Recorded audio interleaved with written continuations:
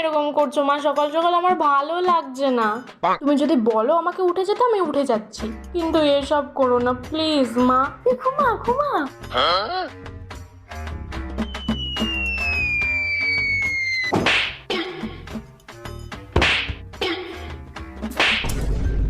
তুই আবার ঘুমিয়ে পড়লি? তোর এত ঘুম কিসের? হ্যাঁ, ভোর 5টার থেকে উঠে আমি বাড়ির সমস্ত কাজ করছি আর তুই মহারানীর মতো ঘুমিয়ে থাকবি?